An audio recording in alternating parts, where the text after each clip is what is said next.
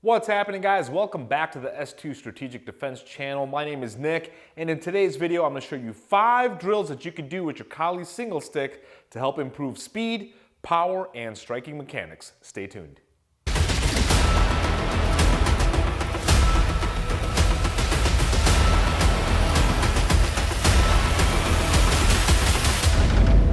All right, guys, welcome back. And before we get started, could you please do me a favor, hit the like button, turn on that notifications bell, subscribe to the channel. And if you like this kind of content where I'm teaching you guys skills and drills, especially from the martial arts, do me a favor, get in the comments section. Let me know what you think about this lesson. And also let me know what else you'd like for me to cover in a future video. It'll give me the right to earn your subscription, all right? Cool. So as we get started here, in this video, I'm going to show you guys 5 different drills that I teach my Filipino martial arts students that want to help develop their speed, their power, their striking mechanics, and just really want to augment their unarmed skills. That's one of the things that a lot of folks don't understand. When you train with weapons, the stick, the double stick, the knife, that kind of thing, it really supercharges your attributes, your spatial relationships, your timing, your distancing and such, for your unarmed skills, okay? So they both kind of work in unison. Weapons training is a great way to help kind of boost your unarmed skills as well, okay? All right, so for our first drill, we're gonna do what's called an Equis pattern, an X pattern. An Equis pattern is very simple. I'm holding the stick right-handed. I'm gonna start over my right shoulder. It's gonna swing down to my bottom left and then climb up, and then it's gonna go from top left to bottom right. So essentially I'm making an X in front of me, right? So we just go 1 and 2, 1 and 2, 1 and 2. Now, the secret to this particular drill is to really have elongated movements. A lot of times when people do the Equis patterns, they shortchange the angle. They're working the stick, okay? But the difference is, the real benefit comes from, I should say, is when you elongate and you learn how to have this pivot in the rest of your body, right? Throw the stick down for a second. Imagine my 1 and 2, 1 and 2, 1 and 2, okay?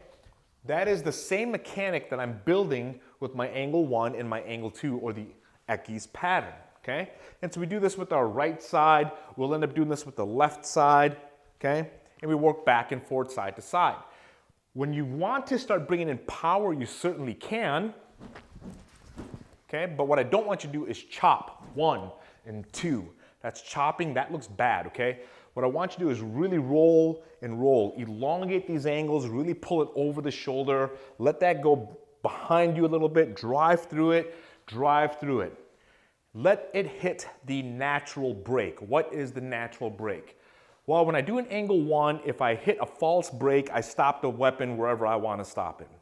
A natural break means when I swing, my body can no longer swing that anymore, and you'll see the weapon start to climb up and rechamber. So we want to hit this natural break, and the weapon will climb up. And that chambers us for the second part. It'll come down, and the natural break will make it climb up. So 1 and 2, 1 and 2, 1 and 2, 1 and 2. For our second drill, we're going to do what's called an Aldaves. An Aldaves is an upward figure 8, okay?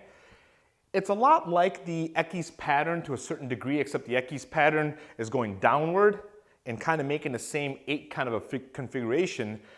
But the Aldaves stays more in front of you. I don't climb and take this over my shoulder and climb and take this over my shoulder. I keep this kind of in front of me.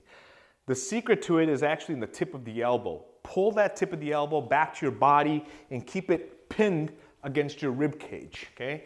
So we're driving with the puño end of the weapon, which is the bottom end of the weapon. Drive up, the tail section's coming around, and follows through, follows through, follows through, follows through, okay? So when you put this together, it'll be kind of as this motion.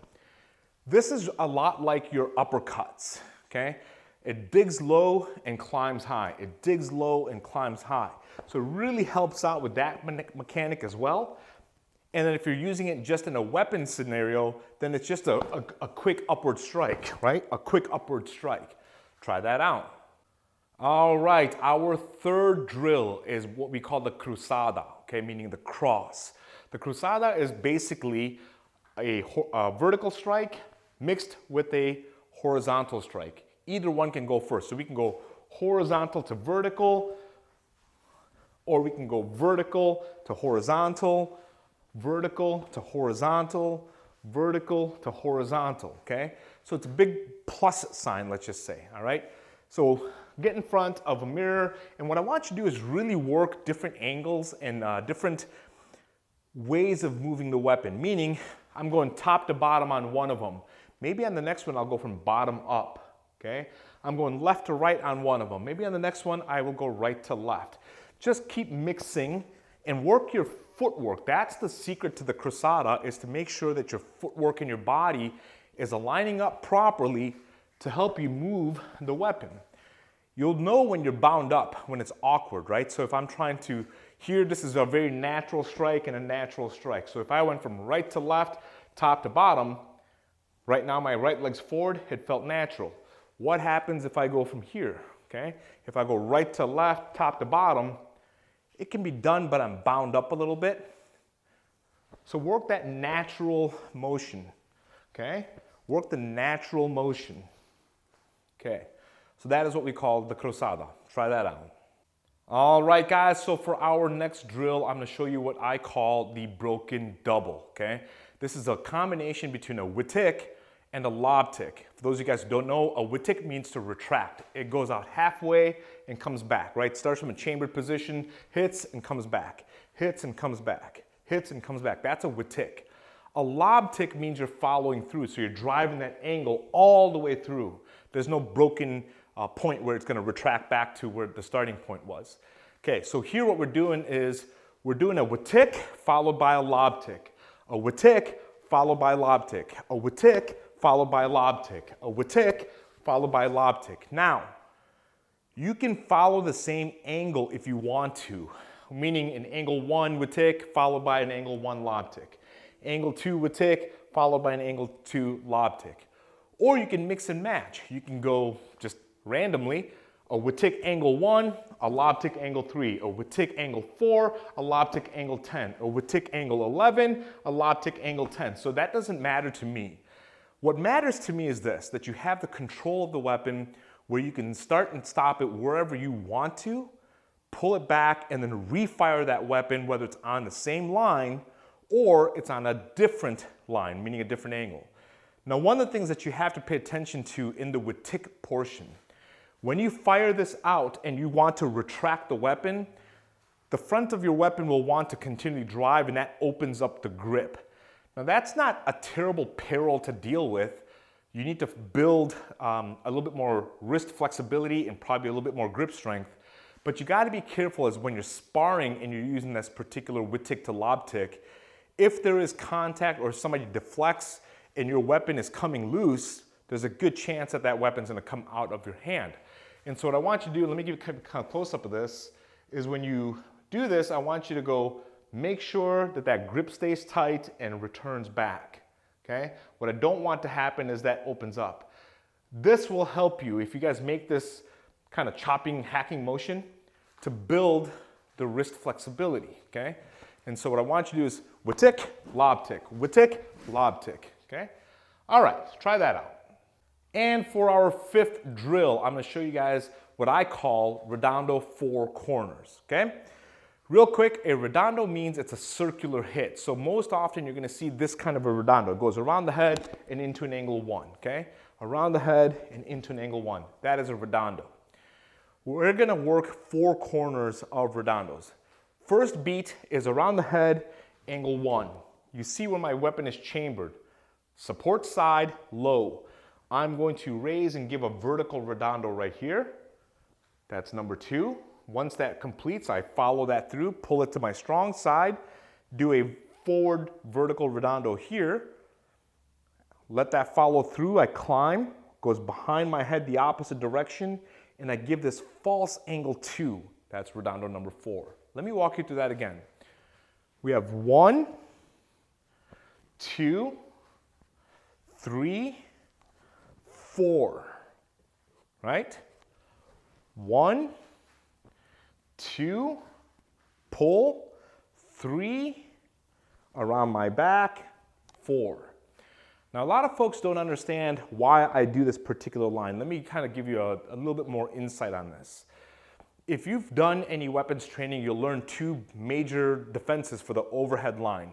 You'll learn the roof block and you'll learn the wing block. Okay. Most people off of the roof block will fire in angle 1, and most people off of the wing block will fire this overhead shot. We call that an angle 10. Okay.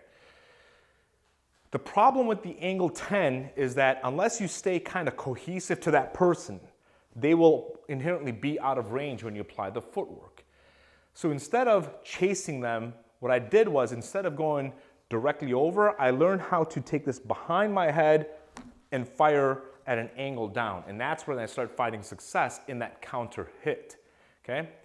I'll do another video and kind of put that with the partner so you guys can see what I exactly mean. I know it's kind of hard to visualize, especially if you don't know roof blocks and wing blocks. But I will tell you that this line, although as silly as it looks, is a wonderful tactic in counter hitting. So let me walk you through this one more time. Redondo 1 goes around the head. Redondo 2 is on my support side. Redondo 3 is on my strong side. Redondo 4 is a false angle 2. Okay? 1, 2, 3, 4. Okay. All right, guys, so now that you have your 5 basic patterns, or your 5 basic drills, the secret to building that coordination, speed, and power is to do 2 things. Number 1, work each of those independently. Just the Equis, or just the Aldaves, or just the broken doubles, one at a time. Just spend a couple minutes on each one, right side and left side, and then move on to the next one. Then the second thing that you want to do is start combining. Okay? When I say combine, you can do this at any pace. Okay? You can go start with the Equis pattern. Okay? Work that back into your Aldaves. Cool, no problem. Work that into the, let's call it the Wittick and Lobtick, right? The broken twos or the broken doubles. Work that into the Crosada. Okay? And then start working elements of the Redondo into it.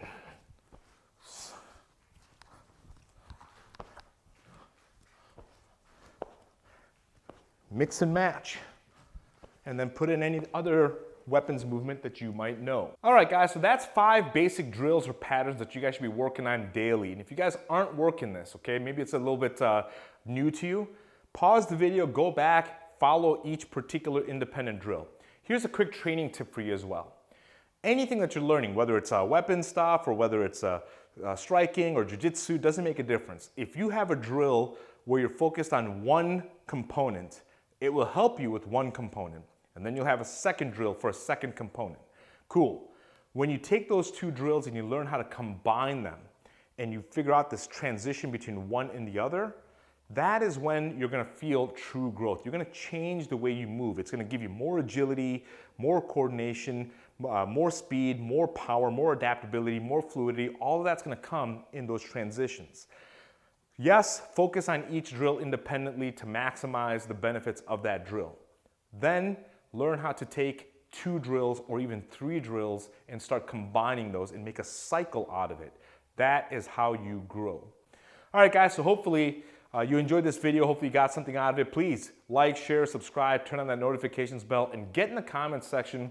Let me know what you guys thought about this lesson, and let me know what you'd like me to do another video on. Until then, keep your blade sharp, keep your skills sharper. I'll see ya.